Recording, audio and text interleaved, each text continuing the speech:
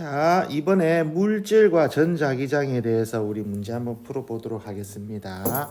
자, 1번 문제 한번 보겠습니다. 전하량이 각각 플러스 Q, 플러스 2Q, 마이너스 Q인 세 개의 전하 ABC가 X축에 고정되어 있는 것을 나타낸 것이다. A와 B 사이 간격은 같다 이렇게 되어 있네요. 그럼 AB 사이 간격을 1이라 하고 BC 사이 간격도 1이라고 합시다.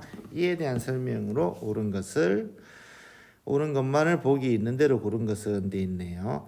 A가 C에게 작용하는 전기를 많이 물었습니다. A가 여기에 있는데 A는 플러스 Q고요. B는 플러스 2Q고요. C는 마이너스 Q네요. A와 C에게 물었으니까 색깔 좀 바꿔볼까요? A가 C에게 작용하는 것은 A하고 B하고는 플러스 마이너스니까 A하고 C하고 사이에는 인력이 작용하죠. 그래서 C가 A를 당기고 A도 C를 당기고 A가 C에게 작용하는 힘은 마이너스 X 방향이다. 맞는 말이네요. 두 번째, A가 B에게 작용하는 전기력과 C가 B에게 그럼 이렇게 한번 봅시다. A하고 B하고는 플러스니까 청력이 작용하죠. 그래서 A는 B를 밀고 B도 A를 밀고 C가 B에게 작용하는 것은 초록색으로 한번 표현해 볼까요? C하고 B 사이에는 플러스 마이너스가 인력이 작용하죠. 그래서 C가 B를 당기고 B가 C를 당기고 이렇게 되겠네요. A가 B에게 작용하는 전기력은 빨간색이죠. 그 다음에 C가 B에게 사용하는 건 초록색이니까 크기는 방향은 같네요. 방향은 한번 볼까요? B하고 C 사이의 전기력은요. 거리의 제곱에 반비례하고 두 전하량 2Q와 Q의 곱에 비례합니다. 이래 되겠네요. 그런데 A와 B 사이에 작용하는 전기력은요. A와 B 사이에 작용하는 전기력은 거리는 1, A의 전하량 Q, B의 전하량 2Q에 비례합니다. 크기가 같네요. 크기가 니은복이 맞네요. 디귿. A가 B에게 작용하는 전기력. A가 B에게 작용하는 전기력. 요거죠. A가 B에게 작용하는 전기력과 A가 C에게 작용하는 전기력. A가 C에게 작용하는 전기력. A와 C 사이는 빨간색으로 표현했죠. A와 C 사이에 작용하는 전기력. A와 C 사이 전기력은 거리가 1이라 그랬으니까 거리가 2의 제곱이네요. 전하량의 곱에 비례합니다. A 전하량, C 전하량에 비례합니다. 얘는 4분의 1의 K에 1의 Q고요.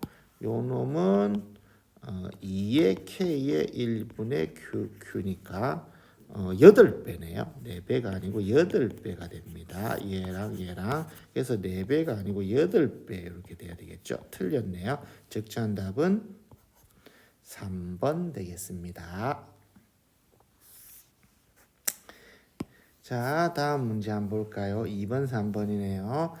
그림은 백열전구에서 나온 빛을 온도가 수소 기체를 통과시킨 후 프리즘에 통과시키면 이렇게 돼 있는데, 자, 백열전구가 수소 기체를 통과했으니 이 수소 기체는 특정 파장의 빛을 이렇게 흡수할 겁니다. 이렇게 흡수해서 이 까만색이 나타났죠. 이걸 우리가 뭐라 그러냐면 흡수 스펙트럼이다 이렇게 얘기합니다. 흡수 스펙트럼. 자, 이와 같은 스펙트럼에 대한 설명을 온 것은 수소 원자는 전자가 들뜨는데 필요한 에너지를 백색광으로부터 흡수한다. 자, 중간에 원자 핵이 있고 바깥에 이렇게 전자가 돌고 있습니다. 이게 에너지 이원, 요게 n이 1일 때 에너지 이원이고 얘가 이 n이 2일 때 에너지 E2고 얘가 n이 3일 때 에너지 C3죠. 여기서 흡수한다는 것은 1번 궤도에 있는 전자가 2번 궤도로 들뜰 때 요만큼의 에너지 람다분의 hc죠. 거기에 해당하는 파장의 빛을 흡수하면서 들뜨는 겁니다. 자, 여기 이렇게 올라가기 위해서는 이만큼의 에너지가 필요하죠. 거기에 해당하는 파장의 빛을 흡수한다. 그래서 백색광으로부터 흡수한다. 맞는 표현입니다. 특정 파장에 해당하는 부분은 검은색으로 나타난다. 맞죠? 왜? 수소 기체에 있는 전자가 이렇게 전이되기 위해서 필요한 파장을 흡수해 버렸으니 그 파장은 빛이 이렇게 안 나오는 겁니다. 통과시키는 기체의 종류를 바꾸면 흡수선의 위치와 개수가 달라진다. 당연한 얘기죠. 왜냐? 이게 지금 수소 기체니까 전자 한 개만 있어서 얘가 요렇게지만 전자가 두 개가 있다면 여기 가는 놈도 있고 여기 가는 놈도 있고 뭐 다양하게 있죠. 여기 있던 애가 여기로 갈 수도 있습니다. 여기에 없고. 그래서 기체의 종류를 바꾸면 흡수선의 위치와 개수가 달라집니다. 그래서 이 스펙트럼을 분석해서 어떤 물질이 찾는 거를 우리가 뭐라 그러냐면 분광 분석이다 이렇게 얘기를 해요. 그래서 적정한 답은 5번이 됩니다. 자, 이 실험에서 알 수 있는 수소의 선 스펙트럼이 있는데 수소의 선 스펙트럼 얘는 정확하게 얘기하면 발광 스펙트럼이라 그럽니다. 그러면 수소 기체는 어떤 파장의 빛을 방출할 수 있느냐 이 문제죠. 요것은 수소의 에너지 구조와 같은 거기 때문에 여기에서 흡수한 파장을 얘는 이렇게 방출할 수 있다 요겁니다. 그래서 적정한 답은 2번이 됩니다. 자, 네 번째 문제입니다. 그림은 어느 원자의 에너지 준위와 전자의 전위를 나타낸 것이다. 자, n이 1일 때 에너지가 이만큼이고요. n이 2일 때 에너지가 이만큼이다. 이랬습니다. 이에 대한 설명으로 옳은 것을 보기에서 있는 대로 고른 것은 돼 있네요. 전자의 에너지는 불연속적이다. 맞는 말입니다. 연속적이지 못하고 요 값 중간의 값은 가질 수 없다. 이렇게 불연속적인 값을 가지죠. 이 전위를 통해 이 전위를 통해 원자에서 전자가 방출된다가 아니고 여기에 있는 전자가 요로 에너지 상태가 N2 즉 에너지 2인 상태에서 N4 즉 에너지 4인 상태로 에너지가 전이 들뜬다죠. 들뜨기 위해서는 그 에너지 갭만큼의 빛을 에너지를 흡수해야 되죠. 그래서 원자에서 전자가 방출된다가 아니고 전자가 에너지를 흡수한다 돼야 되죠. 틀렸네요. 전자는 전위를 통해 에너지를 흡수한다. 자, 요만큼의 에너지를 흡수해야 되겠죠.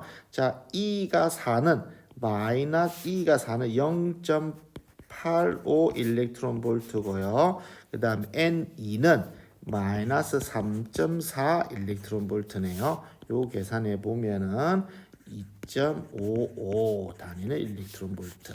자, 디귿보기 맞습니다. 적정한 답은 5번이네요.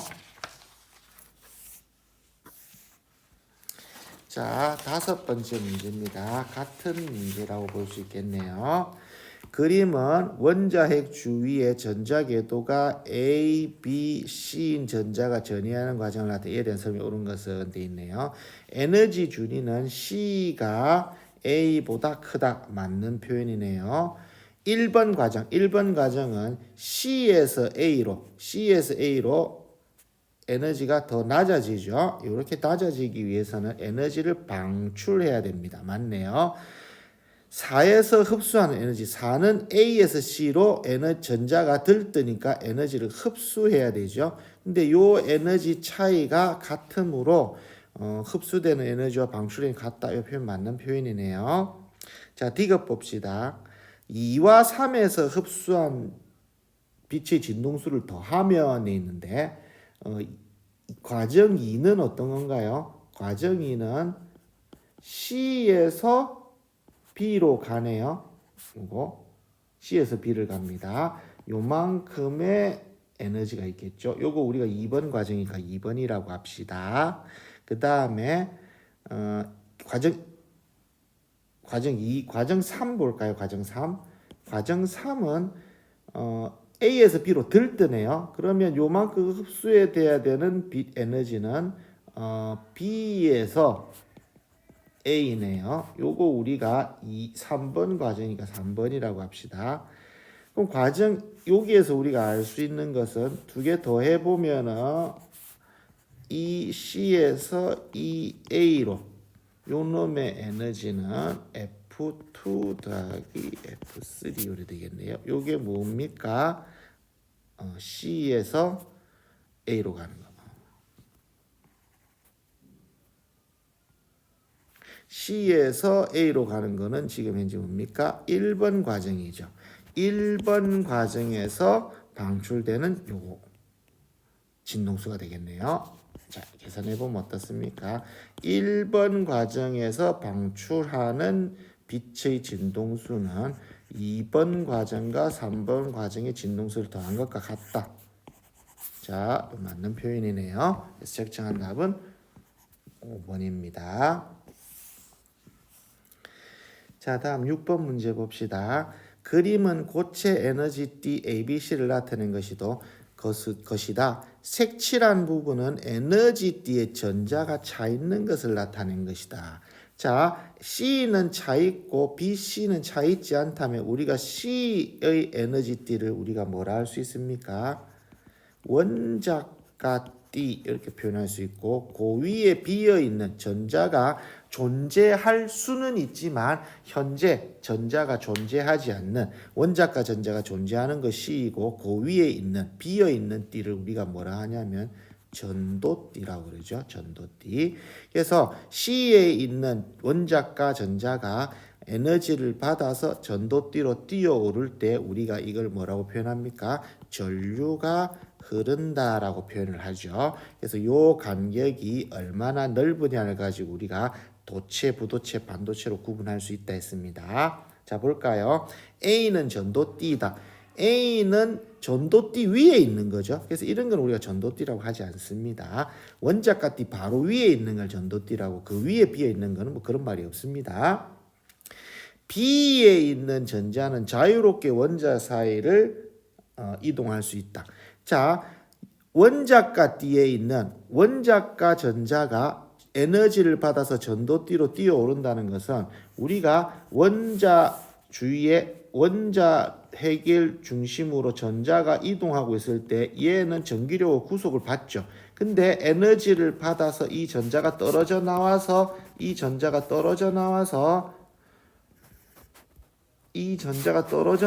움직이는 걸 우리가 전류가 흐른다고 했으니, 원자가 띠에서 에너지를 받아서 전도띠로 뛰어 올랐다라고 하는 것은 얘가 구속에서 벗어났다는 얘기죠. 그래서 얘가 자유롭게 돌아다닐 수 있습니다. 이런 놈이 우리가 자유전자가 되는 거죠. 니은 보기 맞습니다. C는 고체를 구성하는 원자의 원자가 전자로 채워져 있다. 맞는 표현이죠. 원자가 전자로 채워져 있는 에너지띠를 원자가띠라고 한다. 맞는 표현이네요. 적정한 답은 4번입니다. 자, 다음 문제입니다. 7번이네요. 가나는 각각 실리콘 단결정에 A를 첨가한, A가 불순물이네요. 배열하였다 되어 있습니다. 자, 보니까 A를 첨가하는 바람에 이 자리에 전자가 있어야 하는데 전자가 있지 못하네요. 구멍이 생겼네요. 이는 우리가 뭐라 그럽니까? 양공이라 그렇게 얘기하죠. 그래서 이 양공이 전하를 움직이게 하는 역할을 한다. 이런 반도체를 우리가 P형 반도체라고 합니다. 반도체.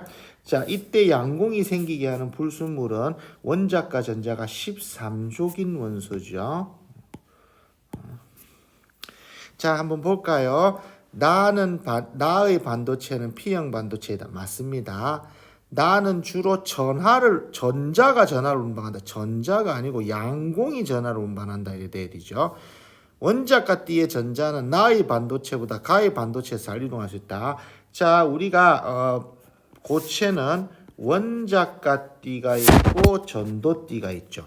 이때의 양공이 가지는 에너지 준위는 원자가 띠 요 위에 요렇게 존재한다 했죠. 그래서 이 원자가 띠에 있는 전자가 요 양공으로 쉽게 이렇게 뛰어오를 수 있는 겁니다. 그런데 이 가 같은 경우에는 이 양공이 없기 때문에 원자가 띠에 있는 전자가 전도띠까지 올라가야 되죠. 그래서 이 P형 반도체는 양공이 여기 전자를 받을 수 있는 에너지 준위를 받는 준위가 생긴다고 해서 이거 받게 준위라고 한다 그랬죠. 그러면서 원자과 띠가 이렇게 조금 상승하는 이런 효과를 냅니다. 그러다 보니 원자과 띠에 있는 전자가 쉽게 움직일 수 있는 거는 나죠. 지금 P형 반도체가 오히려 원자과 띠에 있는 전자가 쉽게 움직이게 할 수 있는 겁니다. 그래서 가의 반도체에서 잘 이동할 수 있다. 이건 틀린 표현이죠. 그래서 적정한 답은 기역 하나가 되겠네요. 자, 다음 문제 봅시다. 그림은 불순물 반도체 XY로 구성된 다이오드 연결을 해라. 전구에 빛이 발생했다는 것은 전류가 흐른다는 얘기죠. 그래서 이 N형 PM 접합 다이오드는 플러스 극에 P형을 연결해주고 마이너스 극에 N형을 연결해주는 것이 순방향이라 그랬죠.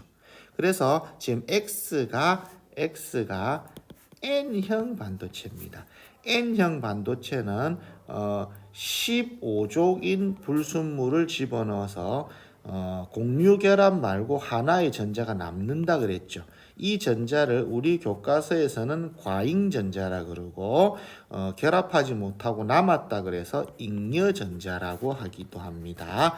요 전자가 움직이면서 전류를 흐르게 하는 반도체를 우리가 N형 반도체라고 한다 그랬죠. X는 N형 반도체이다. 맞습니다. X는 주로 전자가 전하를 운동한다. 맞습니다. 자, X의 전자는 접합부로 이동한다 되어 있는데, 자, 여기에 N형 반도체가 있고 여기에 P형 반도체가 있는데 요렇게 순방향으로 걸어 주었죠. 그러면 P형에 있는 양공이 이쪽으로 가고 N형에 있는 전자가 이쪽으로 가면서 접합면에서 전자와 양공이 결합하는 이런 형태가 되는 것이 순방향입니다. 그래서 N형 반도체의 전자는 접합면을 이동한다. P형 반도체에 있는 양공이 접합면을 이동한다. 다 같은 표현이 됩니다. 맞는 표현이네요. 적절한 답은 5번입니다. 자, 이번에는 전류와 자기장에 관한 내용입니다. 그림과 같이 무한히 가늘고 긴 직선도선 AB에 세기가 같고 방향이 서로 반대인 전류가 흐르고 있다. PQR은 동일한 직선위의 점이다 되어 있네요. 이에 대한 설명을 온 것은 되어 있는데, 자, 먼저 요 A 봅시다. A에 의해서 만들어진 자기장은 오른손 법칙이죠. 요쪽 P 여기에서는 튀어나와서 요쪽으로는 들어갑니다. 그 다음 B 요 전류 아래쪽이죠. 이 전류에서 만들어진 자기장은 오른손 법칙으로 이용하면 여기는 나오고 여기는 들어가네요. 이렇게. 자, 자기장의 방향은 이렇습니다. 기억 P에서 A에 의한 자기장의 방향, P에서 A에 의한 자기장의 방향, 요 놈이죠. B에 의한 자기장, 요 놈이네요. 서로 반대이다. 맞습니다. AB에 의한 전체 자기장의 세기는 P에서가 Q에서보다 크다 되어 있는데, 자, P점의 자기장 한번 찾아보겠습니다. P점의 자기장은 먼저 우리가 들어가는 방향을 플러스 방향이라고 한번 해봅시다. 그러면 P점에서의 자기장은 A에 의해서는 나오는 방향이네요. 마이너스. 자, 거리가 지금 전부 다 같다 했으니까 거리를 1이라고 해봅시다. 그러면 거리에는 서로 반비례하고 전류의 세기에는 비례합니다. 요거네요. 마이너스예요. A에 의해서는. B에 의해서는 들어가는 방향이니까 플러스. 거리는 하나, 둘, 셋, 3이네요. 3. 전류는 I에 비례합니다. 이거 얼마입니까? 마이너스 3분의 2 K의 I 이렇게 되겠네요. 자, 그 다음 Q점 한번 볼까요? Q점에서의 자기장은 A에 의해서 들어가네요. 그러면 플러스 거리 1 전류 I에 비례합니다. 그 다음 B에 의해서도 들어가네요. 플러스 거리 1 전류 I에 비례합니다. 얼마입니까? 2K의 I네요. 3분의 2보다 2가 크죠. 그래서 P보다는 Q가 크다 돼야 됩니다. PS가 QS보다 크다. 틀렸네요. 그 다음 P와 R에서 A, B에 의한 자기장은 서로 반대이다 돼 있는데, 자 봅시다. A에 의해서는 나오는 방향이고 B에 의해서는 들어가는 방향인데 어떻습니까? 여기 거리가 가깝죠. 그래서 지금 이제 P 자리에서는 합성이 나오는 방향이 될 겁니다. 그런데 지금 R점에서 보면 R점에서는 요 B에 의해서는 나오는 방향이고 A에 의해서는 들어가는 방향인데 B 거리가 가깝죠. 그래서 나오는 방향, 합성은 나오는 방향이 될 것입니다. 그러면 어때요? 여기도 나오는 방향, 여기도 나오는 방향이니까 서로 반대이다. 같은 방향이니까 틀렸네요. 적정한 답은 1번입니다.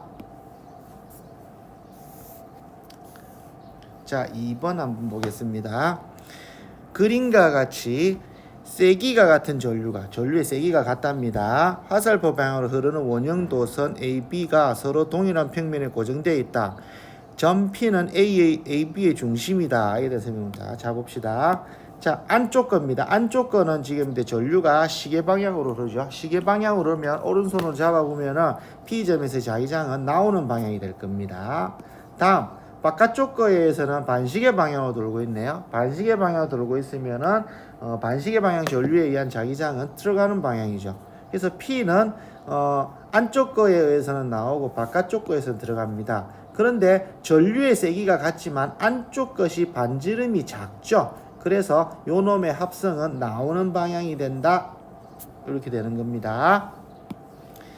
A에 의한 자기장과 B에 의한 자기장 방향 같지 않죠. 그 다음 A에 의한 자기장 세기는 B에 의한 자기장 세기보다 크다. 예, 맞습니다. 왜? 거리가 가깝죠. 전류의 세기는 같지만 거리가 가까워서 그렇습니다. 전체 자기장은 지면에 들어가는 방향이 아니고 나오는 방향이었죠. 그래서 틀렸네요. 적정한 답은 2번 이현 되겠습니다. 다음 세 번째 문제입니다. 자, 1번은 직선 전류에 의한 자기장, 2번 전류는 원형 전류에, 2번 문제는 원형 전류에 의한 자기장, 세 번째는 직선과 원형이 같이 있습니다. 그림과 같이 원형 도선 A, 무한히 길고 가늘고 긴 직선 도선 B가 동일한 평면에 고정되어 있으며 P는 A의 중심이다 되어 있습니다. 자, 문제는 A와 B가 전류의 세기가 같죠. 전류의 세기가 같습니다. 전류의 세기가.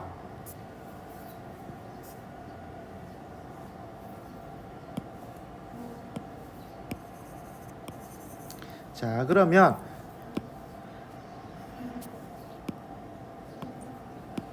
원형 전류에 의해서 자기장은 나오는 방향이죠. 나오는 방향. 직선 전류에 의한 자기장도 역시 마찬가지로 나오는 방향입니다. 그래서 P에서는 합성 자기장이 나오는 방향이 될 거예요. P점에서는 나오는 방향이 합성으로 될 겁니다.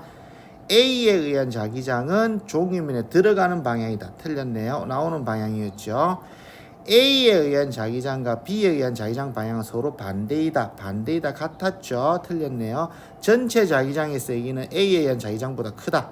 맞죠? A에 의한 자기장이 나오는 방향인데 B에 의한 자기장도 나오는 방향이니까 당연히 두 개 더하면 하나 있을 때보다 크겠죠. 적정한 답은 2번입니다. 네 번째 문제, 솔레노이드입니다. 그림 가나와 같이 동일한 철막대에 절연된 도선을 감고 전원을 연결하였더니 세기가 I인 전류가 흐르고 있다. 전류가 요렇게 흐르고 있다는 얘기네요. 전류가 요렇게 흐르고 있다는 얘기입니다. 얘도 마찬가지로 전류가 이렇게 흐르고 있네요. 그럼 전류가 이렇게 흐르고 있다는 것은 자기장의 방향이 요쪽 방향이란 얘기죠. 요쪽 방향. 둘 다 방향이 같네요. 이에 대한 설명 옳은 것은 P는 N극이다. 당연히 자기장 방향이 왼쪽이니까 요 자리는 N극, 요 자리는 S극 성질을 나타내는 막대 자석이 되겠네요. 기억 맞습니다. 니은 나의 막대 중심에서의 자기장 방향은 왼쪽이다. 왼쪽이다. 맞네요. 막대 중심에서의 자기장 세기는, 자, 자기장 세기는 솔레노이드에 의한 자기장 세기는 전류에 비례하고 권선수에 비례한다 했죠. 이 권선수라는 것이 1m당 가문수였어요. 이거는 뭐라 그랬습니까?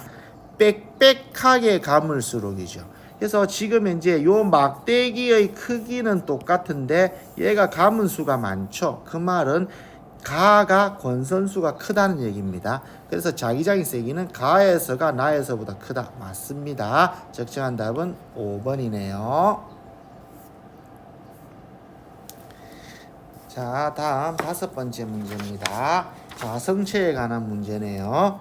그림은 어떤 물질에 외부 자기장을 가해 주었다가 제거했을 때 원자 자석의 배열을 나타낸 것입니다. 자, 처음에 보면은 랜덤하게 있죠. 랜덤하게 있는데 외부 자기장을 이쪽 방향으로 주었더니 외부 자기장 방향과 같은 방향으로 지금 배열된 것이 보입니다. 같은 방향으로. 그런데 외부 자기장을 제거했음에도 불구하고 배열된 자기장 원자 자석의 배열이 그대로 남아있죠. 얘는 뭘 말하는 겁니까? 강자성체를 말하는 겁니다. 강자성체. 자, 그럼 강자성체에 대한 설명으로 옳지 않은 것을 골라라 했네요. 자석에 끌리는 정도가 큰 자성체 맞네요. 원자 자석들이 자기 구역을 이루고 있다. 강자성체의 특징이죠.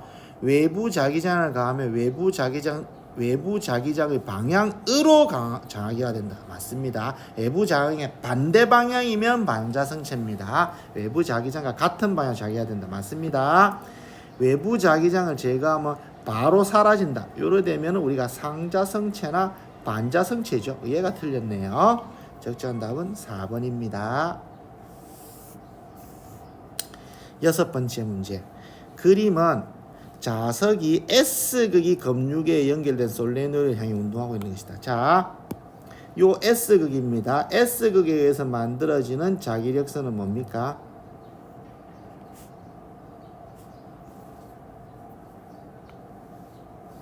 자, 이렇게 해주죠. 이거 S극이 다가옵니다. 이렇게 S극이 다가와요. 자, 여러분들 우리 이렇게 그거 자기력선 가지지 않고도 설명할 수 있죠. 요거. 자, S극이 다가옵니다. S극이 다가오면 어떻게 돼야 돼요? S극이 다가오는 걸 방해하기 위해서 여기에 S극, 여기 N극 성질이 나타나는 이런 자석이 돼야지 서로 청력이 작용해서 저렇게 그거 N극이 다가오는 걸 방해할 수 있겠죠. 그래서 이 솔레노이드 요 코일에는 요 방향으로 자기장이 만들어져야 되죠. 그러기 위해서는 전류가 어떻게 요렇게입니다. 즉 요 방향으로 요렇게 흘러야 되죠. 그렇다 보니까 A가 아니고 B 방향으로 A 방향 반대 방향으로 전류가 흘러야 되네요. 자, 이렇게 전류가 흐릅니다. 자, 봅시다. 솔레노이드 중심에서 자석에 의한 자기장 방향은 윗방향이다. 솔레노이드 중심에서 이 자석, 즉 무슨 말이냐면은 이걸로 합시다. 이 S극에 의해서 만들어진 자기장 방향, 앞서 그린 대로 이 방향이죠. 그래서 윗방향이다. 맞습니다. 솔레노이드 중심에서 유도 전류에 의한 자기장 방향, 유도 전류에 의한 자기장 방향은 앞서 빨간색으로 표시했던 아래쪽 방향이죠. 즉 S극이 다가오는 걸 방해하는 방향으로, 요 방향으로 자기장이 만듭니다. 아랫방이다. 맞네요. 전류의 방향은 A 반대 방향이죠. 그래서 적정한 답은 4번입니다.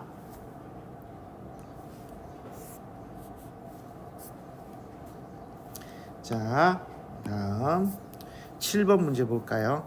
그림과 같이 정사각형 도선의 종이면에 수직으로 들어간 균일한 자기장이 놓여 있다. 자기장의 세기를 나타내는 것이다. 자, 시간과 자기장의 세기에 관한 그래프입니다. 기울기가 뭐다? 유도 전압, 유도 전류죠. 기울기의 크기가 1이라고 해서 유도 전압이 1이다라는 건 아닙니다. 기울기가 크면 유도 전압이 크다. 기울기가 크면 유도 전류가 크다. 이래 봐야 됩니다.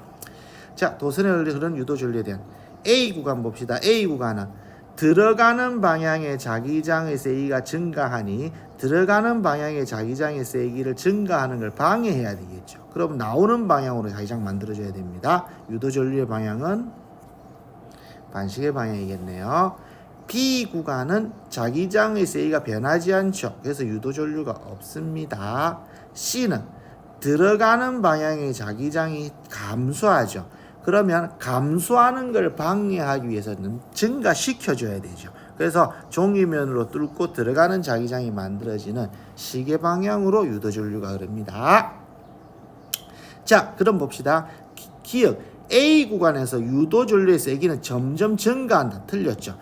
기울기가 유도전류, 유도전압이라고 했는데 기울기가 일정합니다. 일정하다는 것은 유도전류의 세기가 일정하다 이래야 되겠죠. 틀렸네요. B 구간에서 유도전류의 세기 가장 세다. B 구간에 유도전류가 흐르지 않습니다. 디귿 C 구간에서 유도전류는 시계 방향으로 흐른다. 맞는 표현이네요. 적정한 답은 2번입니다.